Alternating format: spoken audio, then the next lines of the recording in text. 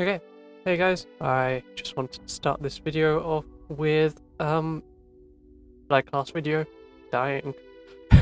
But yeah, I am currently using Mathematica to create a glass platform in the end for future map arts. I currently don't know what I'm going to do with it, but I know I want to use map arts in my city, so I need a glass platform, which I used some of my money from winning that last competition, the Nightmare one, if you saw the prizes I got. And I used those competition winnings to buy glass, a lot of glass. And I placed just a bunch in the end. And I died. So, that is not my 999th death, but I do end up getting that death somewhere in this video. So, just act like this entire video is based off of me trying not to die, so I don't get to 1,000 deaths. I then end up just stripping a bunch of logs because I need to make shelves, and doing that with an iron axe is such a pain in the butt. Like, I don't know if most people just end up using an efficiency 5 axe, but not me. I decided to be special and do it all with an iron axe because I was not bothered to grind to get good, which I do end up doing later in the episode. However, right now I am just placing all these blocks without anything, just no armor because I lost it all to the void, and just iron tools, and that's pretty much it. But I do plan on getting this base done today, so here's you're currently watching a time lapse of it. And yeah, it was quite fun to do. I got distracted a lot whilst I was making this base. Like, I ended up playing with friends and doing a bunch of stuff while making the base. I did end up just buying all the stuff I needed using the winnings I got again from last time. I got a lot of diamonds from winning that event, so I was just able to buy everything I needed. However, I did not buy the deep slate. I did go into the mines and just mine a bunch of deep slate, and I did find some diamonds doing that as well, which are in my cave system that I haven't yet mined. But yeah, I was initially, if you saw the dirt layer, I was only going to do 3 segments of this tower, and then I decided, no, if it's going to be a pagoda tower, it has to be a full-on, full-size pagoda tower, and I made 5 layers, I think, and it was very, very, very fun to see the final outcome, and I did quite just enjoy this build.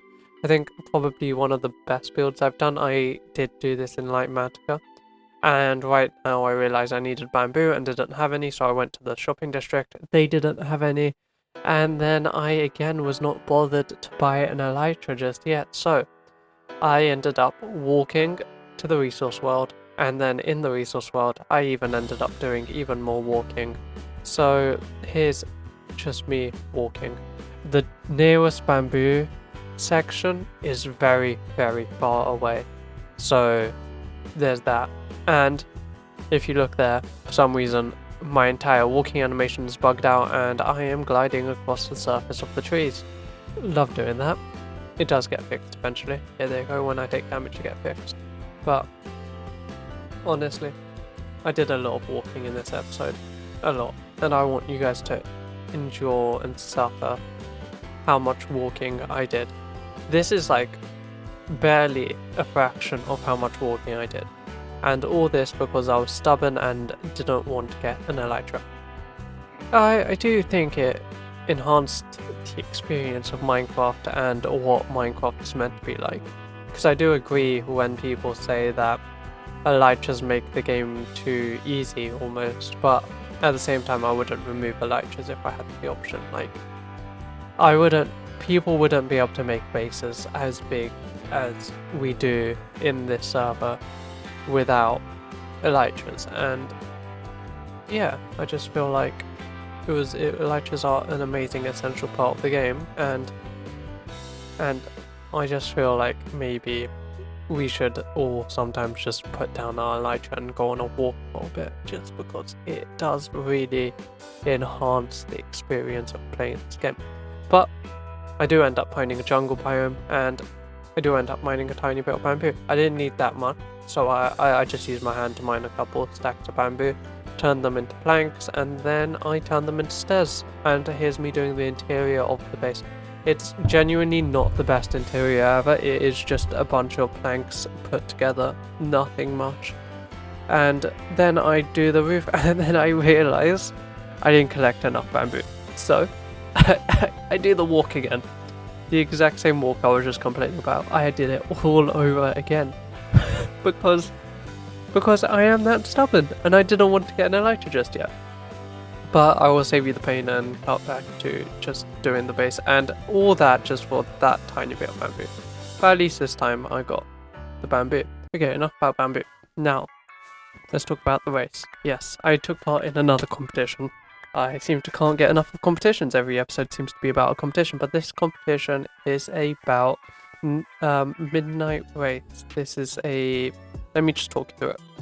This is a ice boat racing competition where we do 5 laps around the circuit, and the entire event is done on a bracket system, so you're going to have multiple rounds, and then the winner of each round progresses. Sometimes it's more than one winner, sometimes it's 2, and then here's the first round. We're playing 3 people. I am playing Simmers and Kindglin, and we end up doing 5 laps, and whoever loses doesn't progress, but the other 2 winners do progress. And bracket system means that the 2 winners of this play each other. No spoilers, but yeah.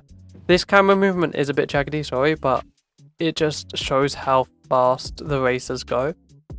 I don't show the entire event because I feel like that will just get entirely boring. It'll just be the same thing going round and round and round circles. However, I really did enjoy this event. This event just, it was amazing to take part in. It really got like my adrenaline rushing, and just like, I know this, like, I did better than most people in this first one especially. I ended up lapping both Kindglin and Simmers, but it was still very exhilarating to participate, and I still felt like they were always behind me. Well, I felt like they were always behind me until I lapped them. And as you'll see, when I lap them, I do end up completing it, and then they forget I lapped them. So then they all stop and get out the boat, and then the last fight between the other 2 was quite close together because they both get out their boat, and it's like, yeah, they both start the last lap at the same time, and that was quite fun to watch. I'll show you this round. I'll also show you the next round, and then I'll show you the finals, because I think they were 3. Well, you have to show the finals, don't you? And you have to show the first round, and then I did quite enjoy the other round there. Okay, let's just cut to the final bit. This is to show you how close it was. There's Simmers, there's Kindlin that just goes past. I feel like if Simmers didn't mess up there, it was anyone's battle, and he definitely could have won. However, yeah, as you guys can guess, Kindglin did end up coming in second. That meant he progresses through to the next round. And now time to watch Sue versus Mo versus Dino. Dino's on the right, Mo's in the middle, Sue's on the left. I know they have different name tags, but it's fine. Ferry counts us off, and then let's wait for it. And then are they gonna go yet? Oh. I went past them. Okay, they're gone. And Dino takes an early lead, Mo followed behind with Sue at the back. And as you see from there, people do fall. There are different ways around the track. Each way around the track is tried to be counterbalanced, so no matter which way around the track you go, it should be roughly the same time, but there's definitely an optimal route you can take to get the quickest time, which I knew beforehand from helping build the track and doing a couple practice runs. So I did have a bit of an advantage, but by the end of the race, as everyone knew what the optimal route was, just because it was quite obvious. This turn bit over here, very annoying to do first try, but when you do get it, you get it. And there are wall blocks and blue ice placed around the track to slow you down and speed you up. It really does feel like a game of Mario Kart in Minecraft. It's a shame we don't have a green shell to just throw at the people in front of us. But yeah, this was a very entertaining game to watch, and sadly, as you can see, Sue is quite behind. She is only coming up into the first lap right now. So she's a good 5 to 10 seconds behind, and that does affect the gameplay. And I do cut to just... I don't know, yeah, so this is just a time lapse of all the races that ever take part. You can see how quickly they go. I do quite enjoy this point of view. Like, it's fun to just see.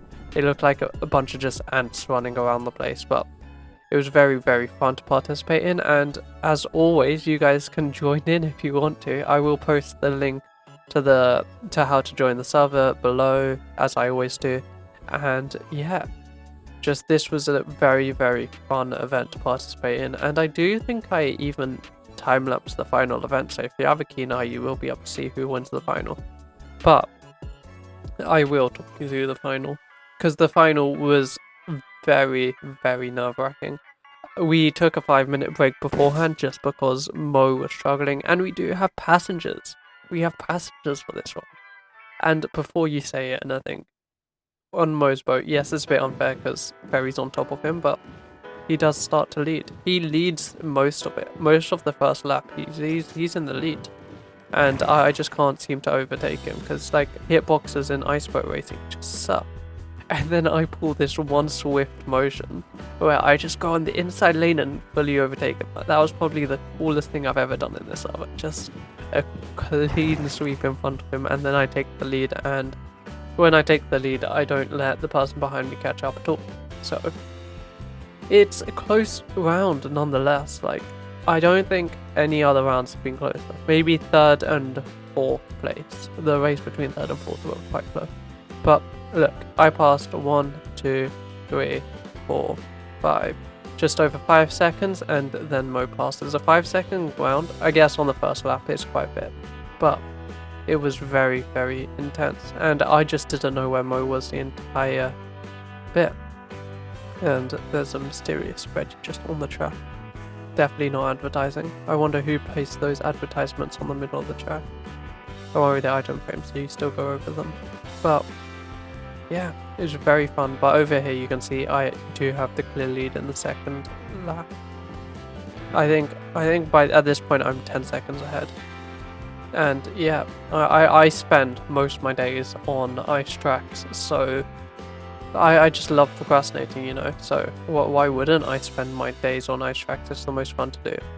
And yeah, there they go. And I think we found the culprit as to who's been advertising all over the place. Hey, Veggie? Veggie, and who competes for 3rd? Veggie versus Yarn was 3rd place battle. That was also a very fun game to watch. But as you can see, there's just people flying around the place. Just because even if you're not good at ice boat racing, people find it very, very, very enjoyable to just watch and take part in an event. Some people even logged on just for this. And let me just cut. That's where Mo is. So as on the 3rd lap, I am half a track ahead of him. And I think it's unlikely he's gonna catch up, but you never know. There may be a twist. Might be a twist at the end. You never know. But yeah, I'll go back into the bird's eye perspective and you can just see us go past. I don't know if I don't think I speed it up. I think you can just like watch the real-time event happen. So this is currently my 4th lap going round, and then after I get hit there, I have to do one more lap. And got to say, this as a community, when the community comes together and does an event like this, it's very, very fun to do. And this was entirely hosted by Fuzzy, so I want to give a huge shout out to him because wow, this event was amazing. This was a community event, so the owners did not plan this. This was entirely done by one of our community members, and yeah, I really, really enjoyed it. It was just fun to participate and fun to hang out with a bunch of people. We were all in a call when we were doing this, and you could hear the dead silent during this. Like, everyone was just focusing because what else could you do? And here I come as I complete my 5th and final lap. And obviously I have to do 2 360s. And I win. 3rd place. No drum roll? Okay, crazy enough. How the hell are we meant to do a We're gonna drum be roll? needing Jan on a 3rd place, so on the red wall. We'll love to see Han. On a Woo! on a second place, we would Fish! love to see Moth on the yellow if he can get up there. Monty! Woo! Oh, sorry. We're just making some awkward stuff. There we go. Woo! Woo! Great, guys, great. And last but not least, we got the winner of the first Midnight Grand Prix bracket event. We got Axo. If you can go Woo! onto the top of the green wool, It's then me! we can get a Well lovely. done, Veggie! AJ, you can stand Oh, here hit me for off. being fourth, I think. It's fine. I You will. stay There here. he Stay is. here. Good. And yeah, that concludes the first competition of the Midnight Track. I really enjoyed it. Okay, my build is done, and let me show you what it looks like. Okay, wait, I'm not going to show you yet. You guys are going to get a first peek from down here. This is where you're going to be seeing my house the most. So this is the best angle to show you. And let's see how it looks.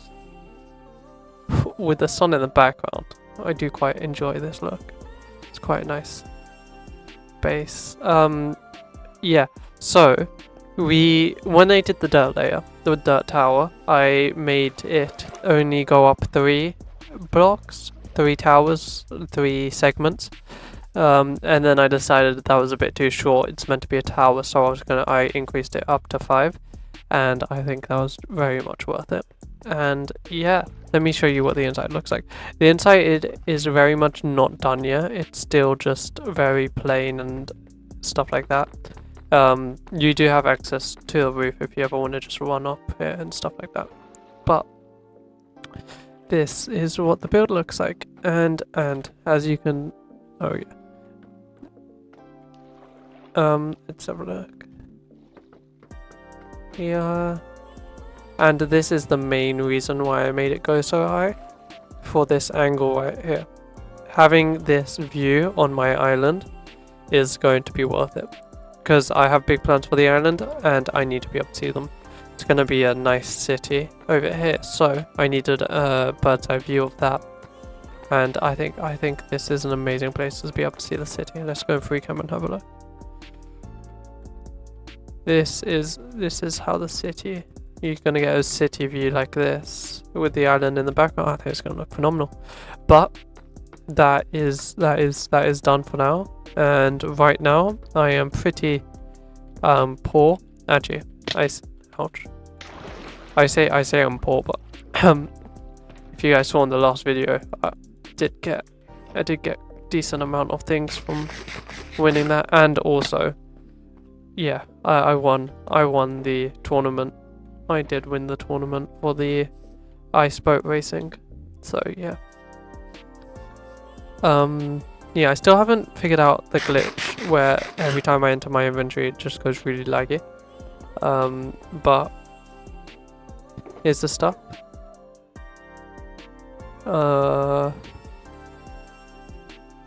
Nice, decent 14 diamond blocks. So that's great. And let me show you why I am rich. Just stuff in there. And well, I am rich, but as you can see, I'm still in iron tools. Still got no armor. Well, I had armor and then it all broke. No, lost in the void. Yeah, that sucked. But now I got good stuff. I think first thing we have to do is go get good. So let's go do that. I see a wild squid. I do see a wild squid. Whee!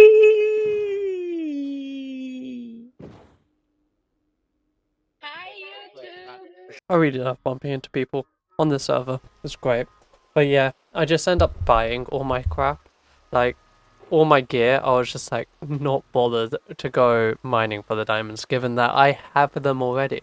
I won multiple competitions. So I have like all the diamonds I could possibly want without having to ever go mining. So I just bought all my stuff. Even bought my food. And then I was like, okay, let me just kill a couple endermen. Killing ghast with a sword is the most painful thing I've ever done. Killed a couple blazers, got enough blaze rods, then came back to the end. Honestly, this episode's full circle. And then crafted a couple of end crystals, went and got wool and a couple, another stack of wood. And I was just ready to spawn the ender dragon in again. I'm going to cut this up a bit just because the ender dragon fight did go on longer than I expected because I don't have a bow. And I was just going to plan on bed bombing the dragon, right? And then that didn't work out, so I killed all the crystals because of how long it took to purge. And then, yeah, just go through. Got all the crystals, and here I am trying to kill the dragon with beds. It's safe to say I will not be doing this again. This was the most infuriating thing I've ever done because I watch speedrunners do this all the time, and I swear their beds deal more damage to the dragon than mine do. But I guess it is what it is. I had an entire stack of wool and I couldn't kill the dragon with beds. That is concerning. Good thing I'm not into speedrunning the game. Although I think that would be a fun competition to do in the server. We get a bunch of people in the resource world and say speedrun the game, first one to kill the dragon wins. But yeah, I even get fed up of like waiting for my attack cooldown to stop on the sword, so I just spammed the dragon. And yeah, I got the dragon egg, I got an elytra because we have those on the server, and GG, I beat the game. It's quite easy. I was going to spend long on this, but then I thought, why? There's no point. And then I buy Swift Sneak 2 books, because they only sell in Swift Sneak 2, get Swift Sneak 3, and then get a couple more books for my elytra, Unbreaking 3, Mending, and then I have to get a book for my axe because I realize it doesn't have Sharpness 5 on it. So, after purchasing all these books, I go to the end farm, get a couple levels, use the anvil there, merge everything together, get an Unbreaking 3 elytra, just Swift Sneak 3, and we're good. And I even buy some rockets. And then I realize I need Soul Speed 3 on my boots, and then I buy those boots. Honestly, 4 diamonds for Soul Speed 3? It's a lot. And then I realize, okay, I need one of those upgrade templates, and I realize bastions are probably the easiest place to do it. Bastions are so easy. I know it's 100% guaranteed chance in one of these treasure bastion chests, so I get those, and I do mind those gold blocks, don't worry. And then I use the netherite I got from winning those competitions to then get 7 netherite, craft these netherite templates. And honestly, I think this is probably one of the best things Mojang has done to increase the progressivity of the game. Like, genuinely, having to craft these netherite templates with that many diamonds actually makes you need diamonds. Obviously, I already had the diamonds, but then I craft everything into netherite, and then I even craft my tools into netherite, and yeah, overpowered swords, being able to buy that, it's great. I decided which one do I want to do netherite, my silk touch or my fortune pickaxe. I do silk touch, and that's pretty much it. I'm pretty geared out now. I've done everything I've said I needed to say, so all I can do now is head to the vault, right? So I go back to my base and I fly over to the vault. Let's quickly do that, because I've done all the challenges I said I would do in episode 1, right? So I've built my base in the background, I'm in for netherite armor. What else do I have to do? I've done everything. So let's just go open my vault. I guess there's no need for anything else. Yeah, let's go do that.